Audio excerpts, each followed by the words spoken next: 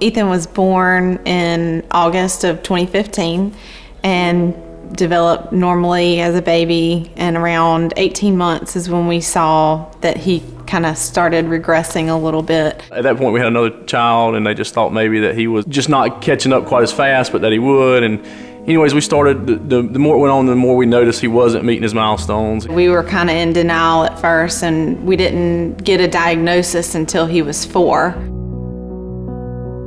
At his 12-month doctor's appointment, we did the questionnaire. There were some red flags. The pediatrician at first was like, well, just kind of wait and see. I was just to the point where, like, I'm not afraid of a diagnosis. Like, if this is what it is, then let's just go forth and get him the help that he needs.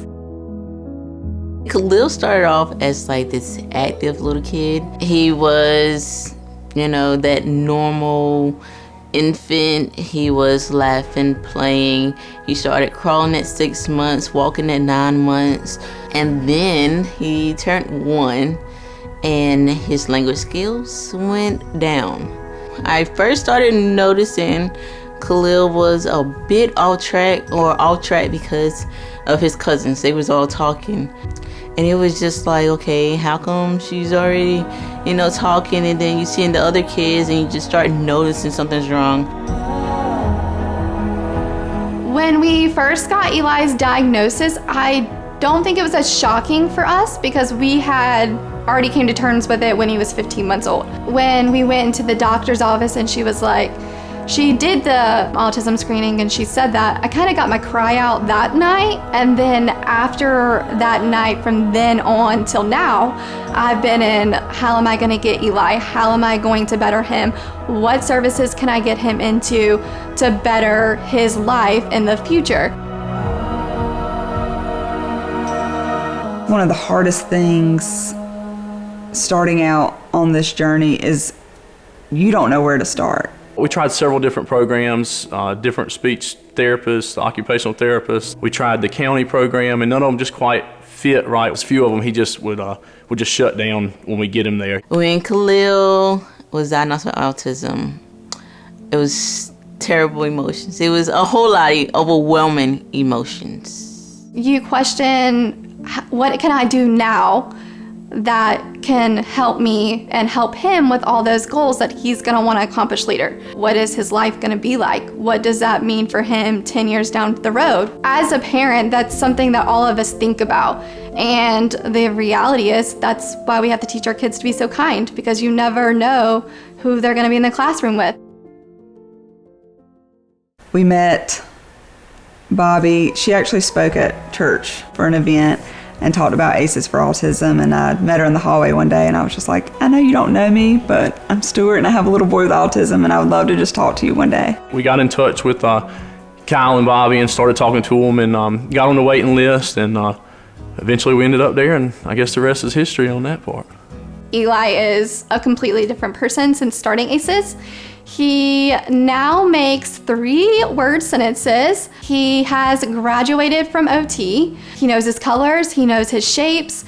He will walk into somebody at food line and not just stare at the bottom of the thing anymore. He will make eye contact with them and go, hey. Those meltdowns that I was just dreading every day and really no longer happen anymore. Since Ethan has been at ACEs, he has developed a whole lot more. He's become more social. He is doing things that he wasn't doing before, like mimicking things that we're doing. His speech has developed more. His overall behavior is much better. He does well in crowds.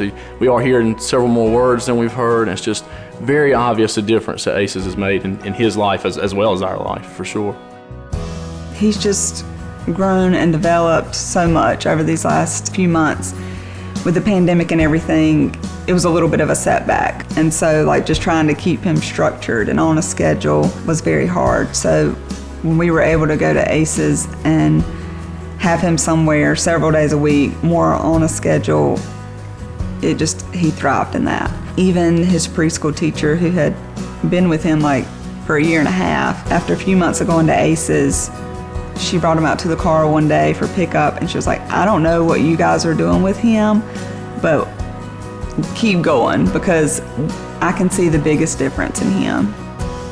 Some things that ACEs pulled out was that Khalil's very intelligent, but Khalil's stubborn. Khalil is going very, very far. I feel like he's going to be like an engineer or an architect. My hopes for Eli in the future is that he's going to be able to integrate into a normal classroom.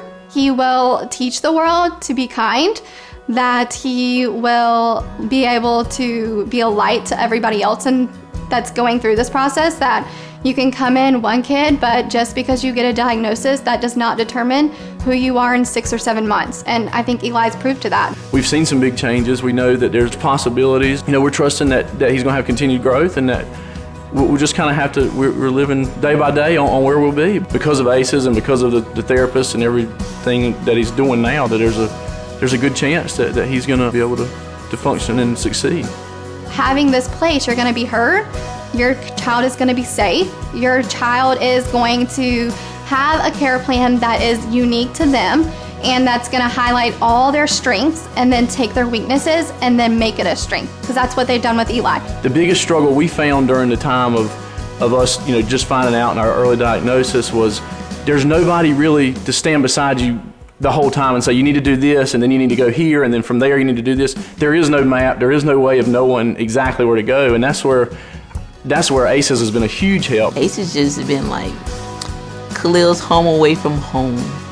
I know so much more about my kid now that I didn't know, because he was able to open up to somebody else other than me. So to have something right here, in our community that's thriving and growing and helping our kids it's just critical to have for the people here in Eastern North Carolina. When we started ACEs for Autism, we never could have imagined the impact that we would make on so many families across Eastern North Carolina. Seeing these families walk in every day, getting access to therapy that they need, is an amazing impact that Kyle and I never could have imagined. We would not be able to help as many families without your support. Please consider donating to ACEs for Autism today.